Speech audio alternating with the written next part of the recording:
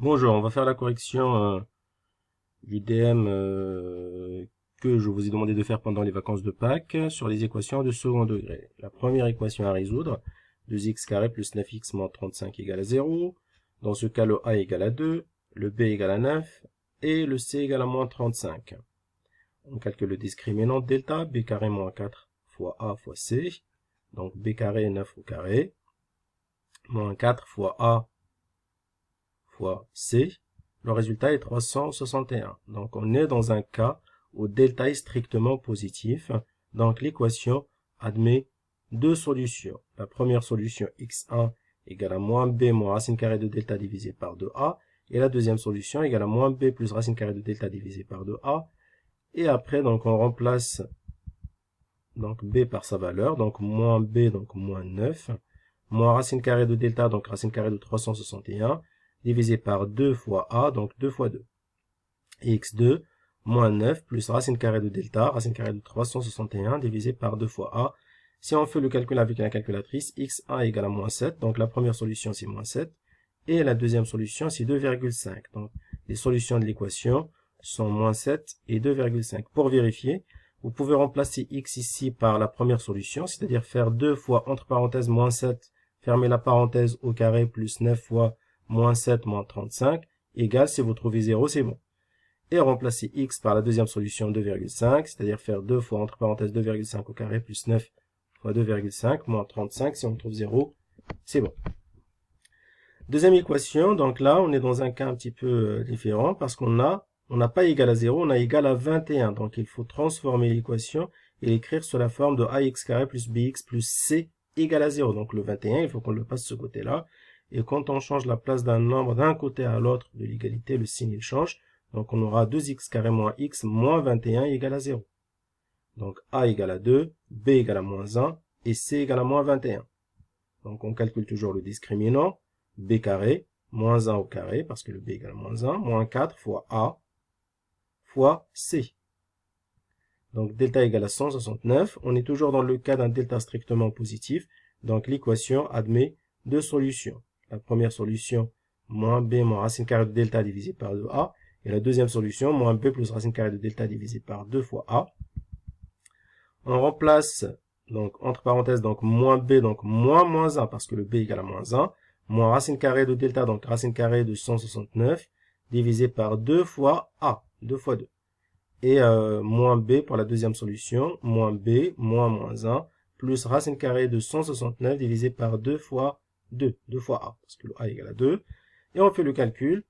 x1, la première solution égale à moins 3, la deuxième solution égale à 3,5. Donc les solutions de l'équation sont moins 3 et 3,5. Troisième équation, on est toujours dans le cas où il faut modifier pour avoir la forme ax carré plus bx plus c égale à 0. Donc le moins 2x carré, il faut qu'on le passe de ce côté-là, donc ça deviendra plus 2x carré. Et après on calcule les x carrés entre eux. X carré plus 2x carré, ça fait 3x carré. Plus x moins 10 égale à 0. Dans ce cas, le a égale à 3, le b égale à 1 et le c égale à moins 10. Delta, toujours le discriminant delta égale à b carré moins 4 à c. Donc, delta égale à b carré, donc 1 au carré, moins 4 fois a fois c. Le résultat, c'est 121. Toujours, delta est strictement positif. L'équation admet deux solutions, toujours les mêmes formules. Pour la première solution, x1 moins b moins racine carrée de delta divisé par 2a. Et pour la deuxième solution, x2 égale à moins b plus racine carrée de delta divisé par 2a. En remplaçant b par sa valeur, delta par sa valeur, et le a par sa valeur dans la formule de la première solution. Et deuxième solution, moins b plus racine carrée de delta divisé par 2 fois a. Et on fait le calcul avec la calculatrice. Là, on va trouver x1 égale à moins 2. Mais là, on va trouver x2 égale à 10 sur 6. Et donc, normalement, si vous faites le calcul avec la calculatrice, vous allez trouver un résultat arrondi. Alors que c'est conseillé de laisser la valeur exacte. Donc, on écrit sous forme de fraction irréductible. Le résultat de moins 1 plus racine carrée de 21, ça fait 10. Le résultat de 2 fois 3, ça fait 6. On divise 10 par 2, ça fait 5. Et on divise 6 par 2, ça fait 3. Donc, le résultat, c'est 5 tiers. Donc, les solutions sont moins 2 et 5 tiers.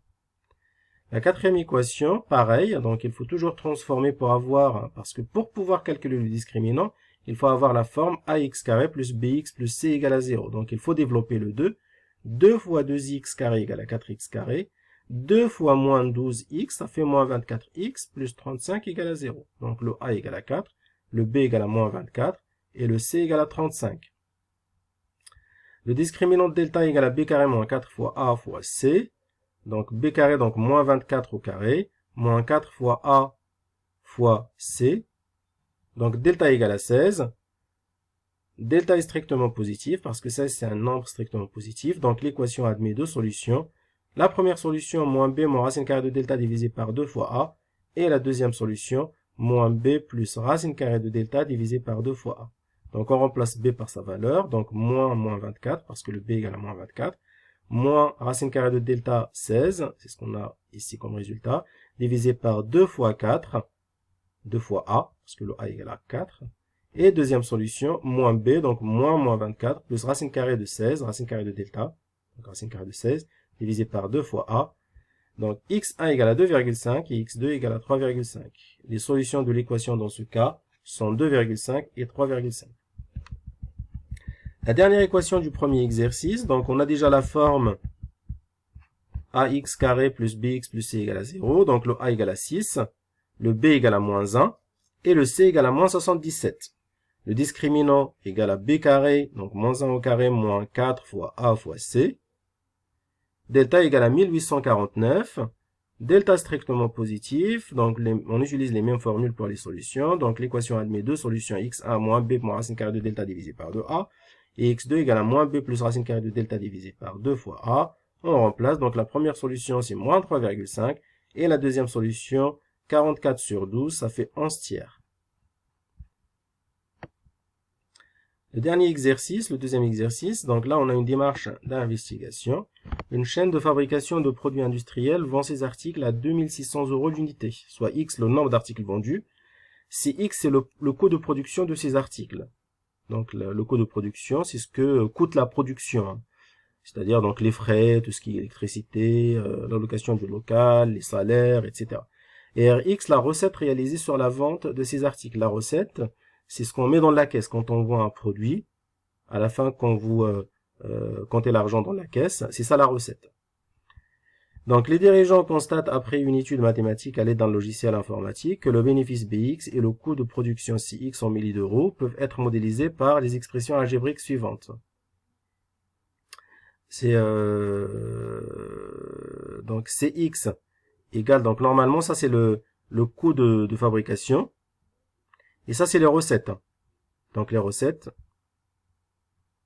ça donc Rx, c'est-à-dire donc ce qu'on met dans la caisse à la fin de la journée. Si on vend 100 articles, on aura 2,6 fois 100, ça fait 260. Mais c'est 260 milliers d'euros parce que c'est en milliers.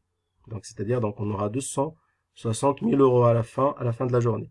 Sinon, donc combien 100 articles, si on produit on fabrique 100 articles, combien ça nous coûte? On fera 0,05 fois 100 au carré plus 280 et on aura le coût de fabrication de 100 articles par exemple. En remplaçant X par le nombre d'articles produits, on aura le coût total de fabrication de ce nombre d'articles.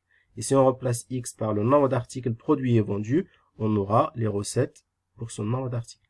Et le bénéfice, c'est toujours les recettes moins les coûts. À la fin de la journée, il faut enlever les coûts pour dire voilà mon bénéfice. Donc les recettes moins les coûts, c'est ce qu'on appelle le bénéfice. Et on souhaite savoir quand est-ce que le bénéfice est nul. Donc le bénéfice égale aux recettes moins les coûts. Donc les recettes c'est 2,6x. Donc 2,6x. Donc là il y a eu une petite erreur. Donc je vais rectifier. Donc le bénéfice égale aux recettes. Donc 2,6 moins les coûts. Moins 0,005x carré plus 280. Si on enlève les parenthèses, on aura moins 0,005x carré moins 280. On transforme, on commence par les x carrés pour avoir la forme ax carré plus bx plus c. Donc moins 0,005x carré plus 2,6x moins 280. Et on souhaite savoir quand le bénéfice est nul. Donc quand le bénéfice est nul, donc le bénéfice égale à 0, bx égale à 0, ça veut dire donc équivaut à ça, à moins 0,005x carré plus 2,6x moins 280 égale à 0. Donc là, on a une équation de second degré avec le a égale à moins 0,005, le b égale à 2,6 et le c égale à moins 280. On calcule le discriminant de delta qui est égal à b carré moins 4ac. Donc 2,6 au carré moins 4 fois a fois c. Donc le résultat est égal à 1,16. Donc delta est strictement supérieur à 0. L'équation admet deux solutions. La première solution, moins b moins racine carrée de delta divisé par 2a. Et la deuxième solution, x2 moins b plus racine carrée de delta divisé par 2 fois a. On remplace b par sa valeur, donc moins 2,6. Moins racine carrée de delta divisé par 2 fois a. Et la deuxième solution, moins b plus racine carrée de delta divisé par 2 fois a.